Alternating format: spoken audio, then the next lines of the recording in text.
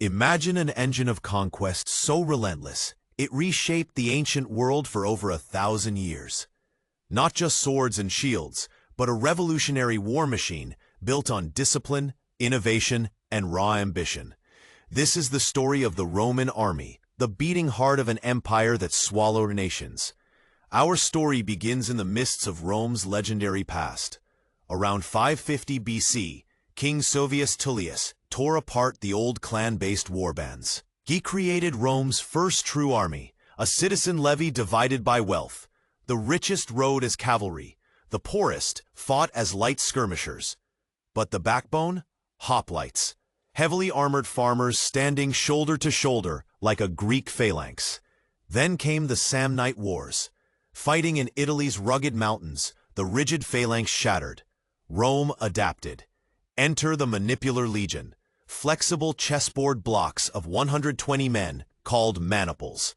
Young hastati in the front, hardened principes behind, and grizzled trierii in reserve. Each maniple could pivot, strike, or retreat, outmaneuvering any static enemy.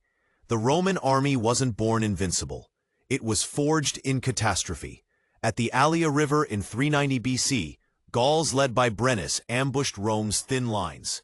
Panic erupted. The city burned. Survivors huddled on the Capitoline Hill. July 18th became Dies Aliensis, a cursed day. The lesson? Never underestimate barbarians. At Cannae in 216 BC, Hannibal's Carthaginians executed history's deadliest pincer move. 70,000 Romans died in hours, a slaughterhouse of legionaries. Yet Rome refused surrender. They raised new legions from freed slaves and teenagers. Desperation birthed resilience. And in the Teutoburg forest in 9 AD, Arminius, a Germanic ally, led 3 legions into a massacre. 20,000 men vanished. Emperor Augustus howled, "Varus, give me back my legions." Rome's dream of conquering Germany died in the mud. The lesson? Even wolves fear dark woods. After the Republic's collapse, Emperor Augustus rebuilt the army into a professional juggernaut. The core was the legions, 5,500 citizen heavy infantry each, clad in segmented armor, wielding the gladius, a Spanish stabbing sword so lethal it stayed in service for 400 years. Supporting them were the auxilia, non-citizen specialists. Numidian cavalry, Cretan archers, Germanic bodyguards, served 25 years, earned citizenship. It was genius, turning potential enemies into ladder-climbing patriots. Logistics and discipline were supreme. Forts were built like cities with granaries, hospitals, and amphitheaters. Legions marched 24 miles a day in full kit. Desertion meant execution. Mutiny could mean decimation, killing every 10th man. Brutal? Yes. Effective? Absolutely. But soldiers were human. Letters from freezing British outposts begged families for socks. Retired veterans dreamed of farmland, a promise Rome sometimes broke, sparking mutinies. In 14 AD, troops rioted until Germanicus, the emperor's charismatic nephew, calmed them by sending his own wife and son away, a masterstroke of leadership. For centuries, this system conquered.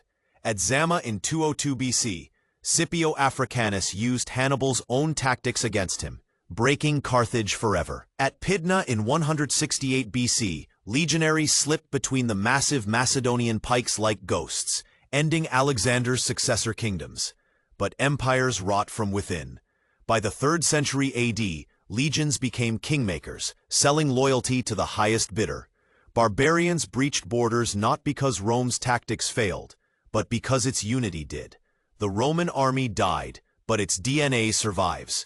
Our language holds its echoes. Legion, centurion, strategy. Tactics like the testudo, the tortoise formation, inspired modern infantry shield walls. Cohort organization resonates in army battalions. And its ambition endures. Proof that discipline, adaptability, and sheer will can bend the world. They claimed Mars fathered them. Maybe he did. But what they built, roads, laws, a world under eagle wings, was human, flawed, brutal, revolutionary. For 800 years, their legions whispered a warning to every empire to come. Victory isn't born, it's forged.